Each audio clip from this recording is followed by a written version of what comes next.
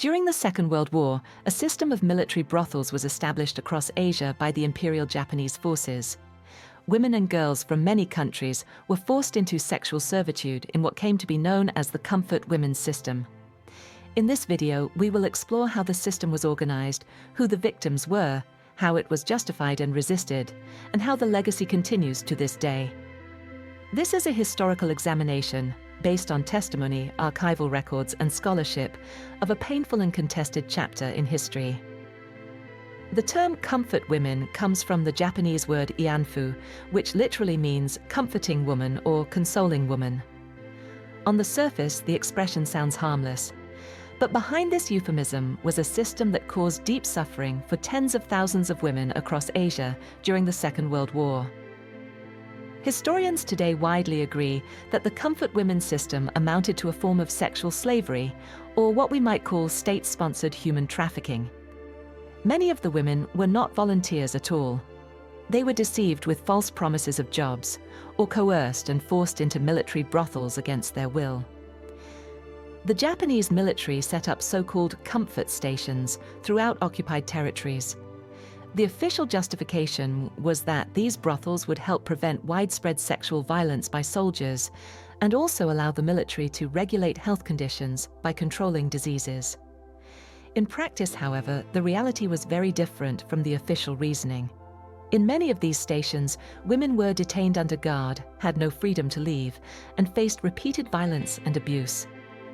Their autonomy was taken away, and many lived in conditions so harsh that some never survived.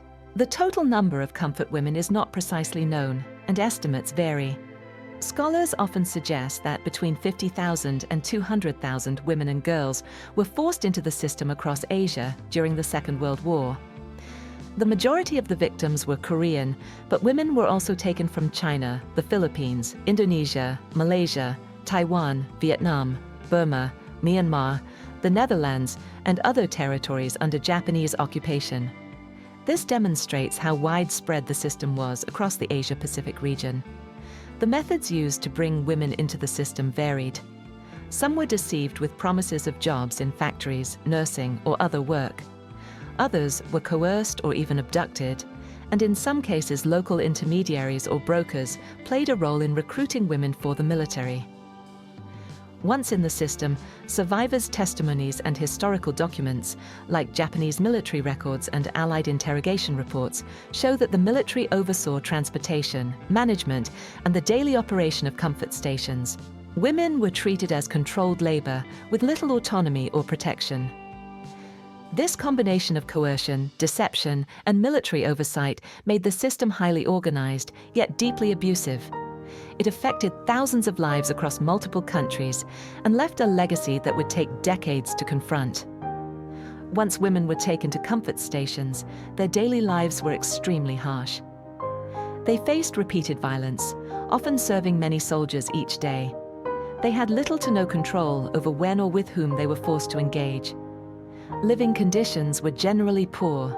Women endured malnutrition, illness, and inadequate medical care, which made survival difficult. Many lived in cramped, unsanitary quarters, often isolated from family and community. Tragically, some women passed away from disease, exhaustion, or physical abuse, and a number even took their own lives as a desperate attempt to escape the suffering. Despite these conditions, acts of resistance did occur. Some women escaped when guards were absent or during moments of wartime chaos. Others were helped by secret networks of aid or local sympathizers who risked their own safety to protect them.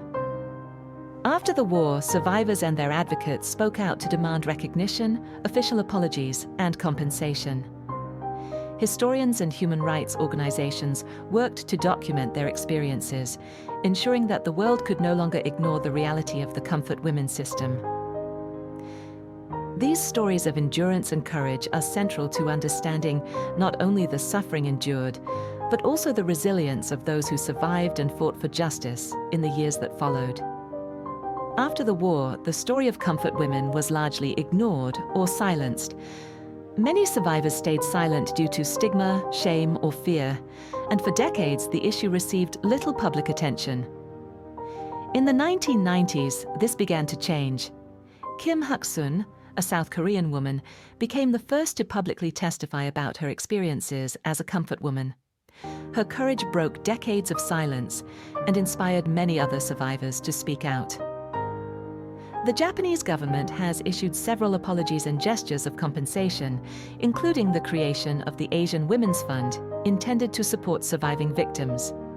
However, these measures were often criticized as insufficient because they did not fully acknowledge state responsibility or provide legal reparations. Tensions remain today, particularly between Japan and South Korea, over history textbooks, memorials, and compensation agreements.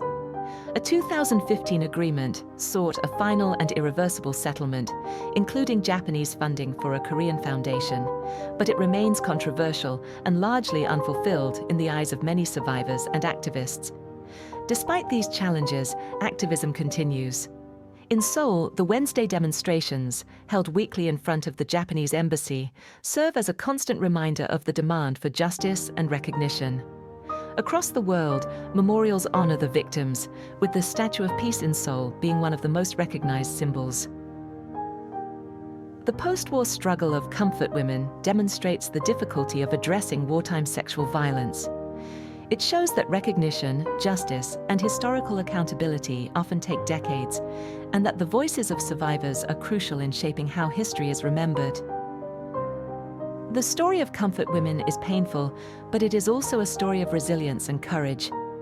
It reminds us that history must not forget those who suffered in silence, and that acknowledging the truth is the first step toward justice. Thank you for watching.